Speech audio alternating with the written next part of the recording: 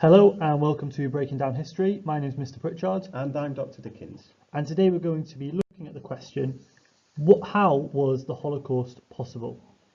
So this is a very important podcast. This is a topic that we're sort of leading on from last week where we looked at the rise of anti-Semitism, and we need to be looking at what the Holocaust was. So what was it? Well, the Holocaust was the deliberate murder of 6 million Jewish people. Now, it wasn't just Jewish people who were killed during this time. There were also other minorities, for example, Roma, lesbian and gay people, Soviet citizens and Polish citizens. But when we're talking about the Holocaust, we're focused particularly on the biggest group that were murdered at this time, Jews. Now, these murders happened mostly between the years 1941 and 1945, and they were carried out by Nazi Germany and its collaborators. Okay, so which countries did these Jewish people come from? Those murdered in the Holocaust, were they just from Germany? No, in fact, they came from all across Europe, as we can see on maps. Now, most of these people who were murdered during the Holocaust came from Central and Eastern Europe, but many also came from Western Europe. The Holocaust, it's important to remember, happened during the Second World War, and the countries from which these Jewish people came from were either conquered by, in other words, taken over by Nazi Germany, or they were allied to Nazi Germany. So what is the key question we're going to answer today? The key question is this: how was the Holocaust possible? As we've said, 6 million Jewish people were murdered during the Holocaust. We need to be mindful of the fact that these people died as a result of decisions that were made by other people to kill them. How could this terrible crime happen? That's what we need to try and begin to think about. We're going to take a look at the experience of one person. He's a Polish man called Alex. He saw and survived the Holocaust. We're going to use his story to identify the different people who were involved in the murder of Jews at this time. Okay, so who was Alex? Alex was a Polish man. He wasn't himself Jewish, but he did experience and see many of the things that happened to Jews during the Holocaust. He was part of what we call the Polish resistance. These are Polish people who were fighting against the Nazis in the Second World War. And the Nazis believed that he was an enemy. Very much like Jewish people, they targeted him. Many Poles who were not Jews, including Alex, were taken and they were murdered by the Nazis during this time. Although, as we've said before, it's important to remember, by far the most people who were murdered at this time were Jewish. Okay, so how should students be taking notes? Okay, we're going to be taking notes in the form of what we'll call a relationship map, as you can see on your screen. Now, right in the middle of your page, and this should take up a full page either of A4 or of your exercise book, we'd like you please to draw a bubble with victims in it. This bubble represents the people who were murdered during the Holocaust. As we tell Alex's story, you're going to hear about different people who were involved in murdering the victims. Historians call these people perpetrators. As you hear about the different perpetrators, around the outside of your page, around that middle bubble, we'd like you to draw more bubbles. And we'd like you please to draw arrows from the perpetrators leading to the victim, showing what actions they took which helped lead to people being murdered during the Holocaust. During the video, we'll stop the story at a couple of points and show you how we've started to draw our relationship maps so that you've got an idea of how you can be doing yours as well. Okay, so where are we starting with Alex's story? We're going to start Alex's story in the Polish capital city, Warsaw. Now, in 1939, Nazi Germany invaded Poland and occupied it. In other words, they took it over and controlled it with their army. In 1940, Warsaw was divided into several different sections. Jewish people were forced into a small area of the city called the Warsaw Ghetto. Here, they were kept apart from non-Jewish people. Conditions in the ghetto were terrible. There weren't enough houses for people to live in, and there wasn't enough food. Around the outside of the Warsaw Ghetto, there was a 10-foot high wall built, and this was guarded and this is one group of perpetrators now, by German soldiers. This wall, with the German soldiers guarding it, stopped Jewish people from getting out of the ghetto to find food. And between 1940 and 1942, 83,000 Jewish people died of starvation and disease in the Warsaw Ghetto. Okay, so how did Jewish people try to survive whilst they were in this ghetto? Well, Alex remembers that some Jewish children escaped through small holes in the wall. They went to the houses of Polish people who lived outside of the ghetto, and Alex remembers that some non-Jewish Poles gave them food and shelter. But he also remembers that other Polish people refused, and they turned these Jewish children away. So you've got some people helping, but why did some Polish people turn away Jewish children?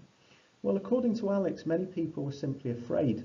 If the Germans, he said, found a non-Jewish family was hiding Jews, they would shoot that non-Jewish family.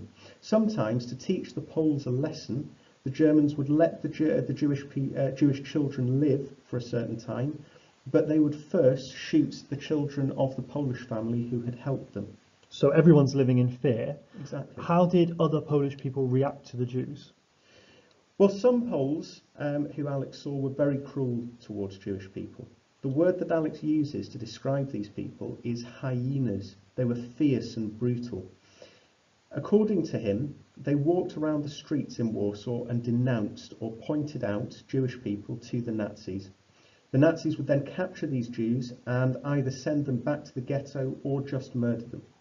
And because these people, these Polish people, the hyenas, willingly worked with the Nazis, we would call these people collaborators. They're working with Nazis, so they are collaborators. Okay, but hang on, so were all Polish people in Warsaw so cruel to the Jewish community? No, absolutely not. In fact, some Polish people bravely chose to hide and protect Jewish children. This was a type of what we would call resistance, and it was very dangerous. According to Alex, members of the Polish resistance hated the Poles who denounced Jews, and they attacked and killed those people to make an example of them.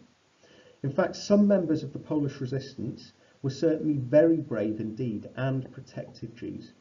However, we also know that some members of the Polish resistance, some of these Poles who were fighting the Nazis, were themselves very anti-Semitic, and sometimes they would attack Jews themselves. So it's very complicated. So in Warsaw, did Alex witness the Holocaust happening? Did he see the Holocaust take place? No, in fact, as we'll see in a moment, most of the killing of Jewish people didn't happen in Warsaw itself, it happened outside. And we'll show you that in a moment. Before we do, let's have a quick recap of what Alex did see in Warsaw and the relationship map that we've got there. So remember, right at the beginning, at the middle of your page, you should have your victims. Okay. Now there are certain groups who were attacking these Jewish victims. We have non-Jewish Poles. Some took in Jewish children, but many turned them away. We also have Polish collaborators, so Polish people who actively helped the German Nazis find Jews. And as well as that, of course, we've got the German army soldiers who guarded the Warsaw Ghetto. Now we've got another group as well, and this is the Polish resistance. We know that some Poles attacked the Polish collaborators. They didn't like them, so they attacked them. They made their work harder. But some members of the Polish resistance were also, as we said, anti-Semitic, and they also attacked Jews as well. Now let's come back to that question that we were looking at, where Alex witnessed the Holocaust happening. Now, most of the killings in the Holocaust didn't happen in big cities like Warsaw. They actually happened in the countryside and in concentration camps. These were large camps where Jews were sent, and in many of these camps, known as death camps, Jews were purposefully and deliberately murdered. In the years 1942 and 1943, Alex remembers that the Nazis liquidated or destroyed the Warsaw Ghetto, and they sent the Jews who were in the Warsaw Ghetto away to concentration camps. It was here in concentration camps that Alex witnessed killings, and in fact in 1943 he was sent to one of these concentration camps called Auschwitz. So, who is sending Jewish people to the concentration camps? Is it the army soldiers again? It's actually very complicated. There are lots of people involved in sending Jews to concentration camps. First of all, we have members of a Nazi organisation called the SS. Now, the SS rounded up Jews and sent them off to the concentration camps. Now, the SS men themselves weren't part of the regular German army. Instead, they were members of the Nazi Party and they were strong believers in Nazi ideas. The SS members were also helped by non-German volunteers, and we call them volunteers because these are people, again, who are willingly helping the Nazis. Many of them were prisoners of war who'd been captured by the German army from other countries like Ukraine and Lithuania and Latvia, all countries in Eastern Europe. These people were then trained by the SS and they willingly helped murder Jewish people. Non-German volunteers were known for being extremely brutal towards Jews. As well as this, members of the SS were also helped by policemen. Now, most of these policemen were not actually strong believing Nazis. Most probably thought that they were just doing a job, but they still played a really important role in sending Jewish and other people to be murdered in concentration camps. And if Jewish people resisted, and many did try to resist, they would be shot. So, who else is involved aside from these groups? Well, we have other groups involved as well. We need to remember that concentration camps were often a long way away from big cities like Warsaw. Jewish people had to be taken there by train. German government officials organised timetables for these trains, and this is incredibly important. Without these German government officials, the trains could not have taken Jewish people to concentration camps. Historians sometimes call these German government officials desk murderers because they helped organise the murder of Jews without ever leaving their offices.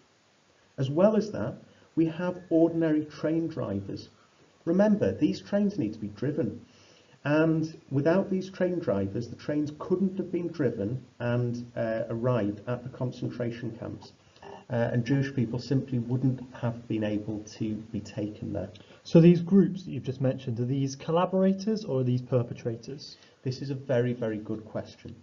Now, some people we would say are probably more perpetrators because they're taking a really active role in killings. So, for example, the SS men, the non-German volunteers and the policemen who were immediately involved in murdering Jewish people, these we would say are definitely perpetrators.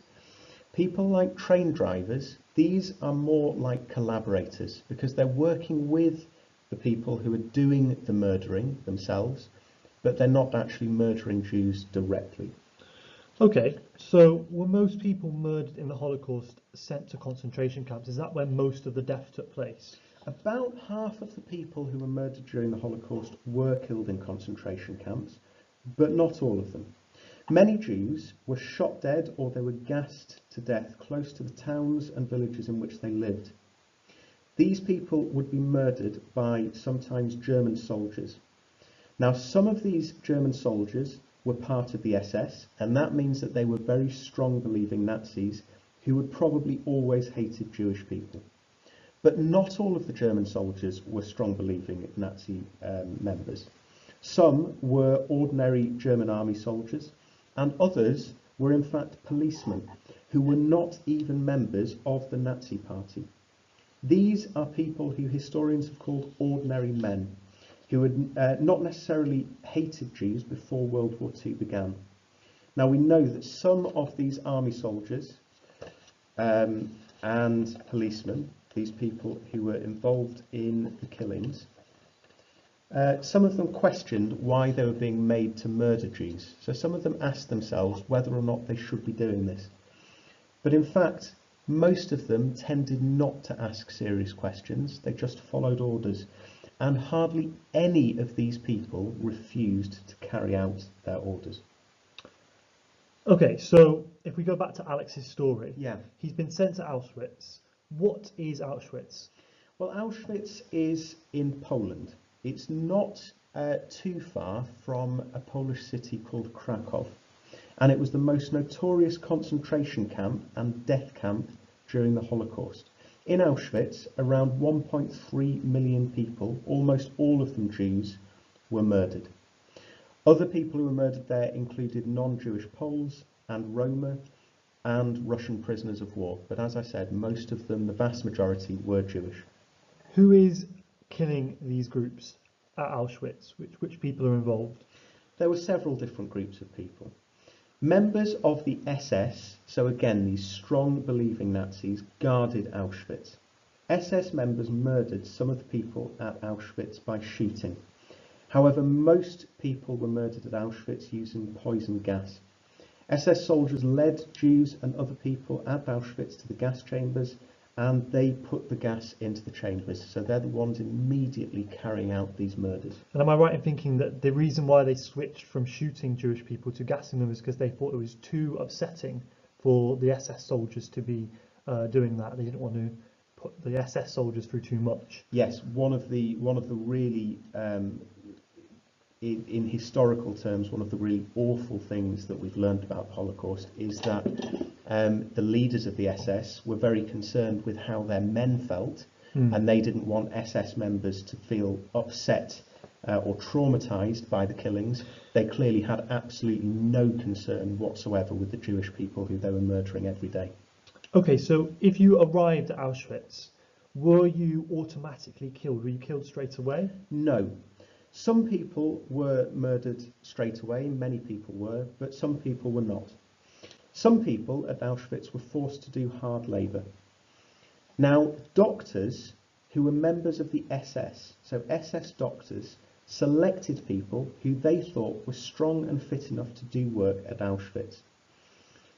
These doctors literally decided who would be killed and who wouldn't. They had literally the power of life and death over these people at Auschwitz. Now, Alex remembers meeting a Roma girl. Now, sometimes these people are called gypsies. In history, we tend to call them Roma because that's the specific group that they come from. And he remembers seeing at Auschwitz that this Roma girl was quite fragile. Alex urged her to try and find a way of getting into the group that was sent to do work, because he knew that if she didn't, she would automatically be murdered. But because she was quite fragile, because she was weak, she wasn't chosen.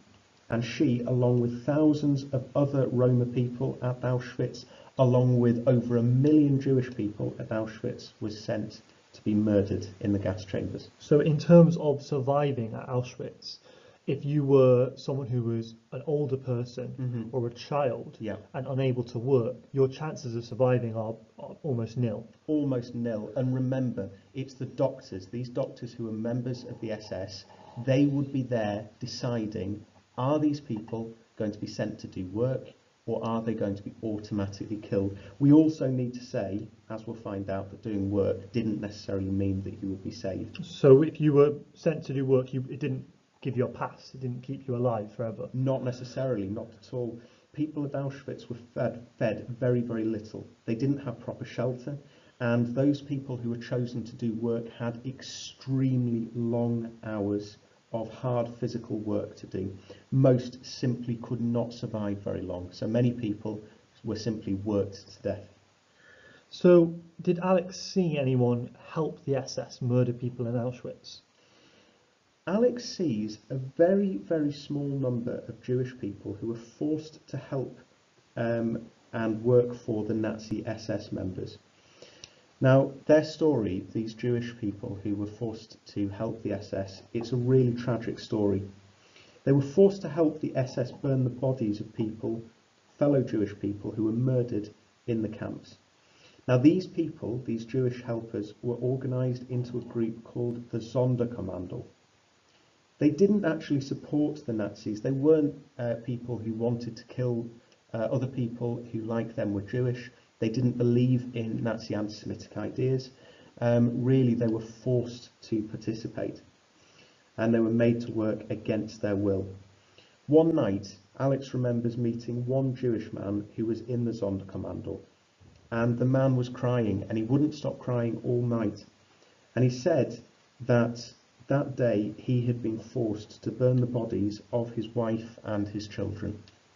So you've got here Nazis forcing people to turn on their own communities, to turn on their own families and work with them, and they would have had no choice in this whatsoever. Did they rebel at any point? They did try to. The Sonderkommando tried to rebel. In October 1944, there was a plan organised by the SS at Auschwitz to kill the Sonderkommando, because we need to remember that these people, the Sonderkommando, were Jewish, so the SS would have in the end wanted to kill them anyway. A group of the Sonderkommando, when they heard about this plan, rebelled. Alex remembers this rebellion. He remembers that these Jewish members killed 3 members of the SS and blew up one of the crematoria, one of the furnaces which was used to burn the bodies of people who had been murdered. Several hundred Jewish members of the Sonderkommando escaped, but almost all of them were recaptured and killed. There was very, very little chance of them defeating the Nazis. These people, these Jewish people who were rebelling, they had very few weapons. They were weak from overwork. They had very little food. There was very little chance that they could successfully rebel. Now, what we're going to do, we're just going to take a quick look once again at this relationship map, and we're going to see exactly who is involved once again in the Holocaust.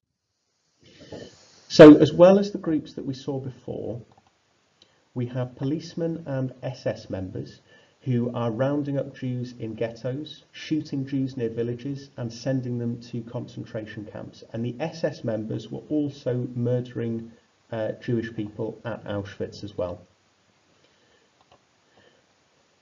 Now we've got the German army soldiers again who are helping both the policemen and the SS in rounding up and murdering these Jewish people. And we also have these non-German volunteers, people who were helping the German Nazis from other countries. In addition to that, in addition to those people, we've got German government officials, these so-called desk murderers, who would organise, for example, timetables for trains to be taken with Jews to concentration camps, and we have train drivers who drove those trains to concentration camps. Finally, we've got SS doctors, and remember these SS doctors selected people to work at the concentration camps or to be immediately killed. And let's not forget the terrible predicament, the terrible case of the Jewish Sonderkommando, these Jewish people who were forced against their will to help the SS members burn the bodies of Jewish people at Auschwitz. Okay, so Alex saw so much. He saw stuff happening originally in Warsaw, he saw the ghettos, he saw people taken to Auschwitz, and finally saw a lot of experiences there. What does his story overall tell us about the Holocaust? Well, the first thing we need to remember is that many different people were involved in the Holocaust. Now, in fact, Alex didn't see nearly every type of person who was involved. There were many, many other types of people who were involved in the Holocaust. What we call Alex's story, and stories like that, are oral histories. They're histories that are told by word of mouth. And inevitably, some people, when they're telling oral histories, remember certain things but forget other things, so they miss certain things out. Some people didn't see certain things happening, so they couldn't experience it themselves.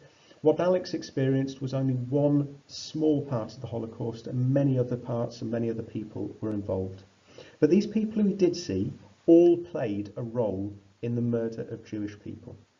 Even if they weren't strong believing Nazis, and even if they didn't murder any Jewish people personally themselves, the Holocaust could not have happened without them. Okay, what I'd like to do, like we've done with previous podcasts, is flip the question over. I've been speaking a lot. I'm now going to ask Mr. Pritchard a couple of questions. What would you say are the important things that we've learnt during this lesson so far? I think that some of the key things are the different levels to which people supported the Holocaust. Mm-hmm. So obviously you've got some, like the SS members, who wholeheartedly believed in what the Nazis were doing. They were Nazis themselves, and they believed that this was the right thing to do, to exterminate Jewish people. But then underneath that, you've got this sort of layer of more ordinary people who are still involved, who are still helping, who are still collaborating, people like government officials, railway drivers. And also, I guess the other important thing to remember is that, just like we say, it's not all German people involved. It's not all Polish people involved, but there were Polish people involved in the Holocaust. They did help commit some of these crimes. And I think the really, really key thing is the fact that these are all decisions that people have made, so that at every stage someone is choosing to take these acts against Jewish people and choosing to persecute them because of their religion and race, I guess, essentially. Absolutely. Okay. Now, we've started to look at the experiences of the Holocaust. The Holocaust, though, is an enormous topic. What do you feel we should still be finding out more about? Well, I think the things that we should look for, and these are obviously things that if you're interested, and you should be interested in this, you should go in a way and research, maybe look at some of the links that we've posted, is looking at how victims tried to resist. So how people resisted in the concentration camps, how Jewish people set up resistance groups and tried to fight back against the Nazis. Another thing you can look at is how the Holocaust is ended. So how these camps are actually discovered and what happens after the Holocaust and following the Second World War. The legacy of the Holocaust and the lessons learned from it are some of the most interesting things about it in some ways, looking at sort of the formation of countries like Israel, which is a Jewish country, and also how the international Jewish community have dealt with these issues. So thinking about how should we remember what's gone on. Absolutely. Okay. Now, what we would really, really encourage you to do, now that you've listened to this podcast, is have a look and read and listen to the words of Holocaust survivors. We've tried to tell the story of one person who witnessed the Holocaust taking place in this podcast, but we didn't experience them. The people who have experienced them, they have been brave enough and willing enough to share their stories, incredibly traumatic but incredibly important stories, to share with us what they've learned. And you can find their stories online, and we have posted a link in the description of this video with some of their stories. Remember, we can't ever understand what these people went through. It's almost impossible to imagine what it would be like personally to experience something like this, but we can still hear their words. We've told Alex's story to you in today's podcast, but we would like you as well to listen to Alex's story. You can find that in the link, and we'd like you as well to listen to the stories of people like him as well. Okay, thank you very much.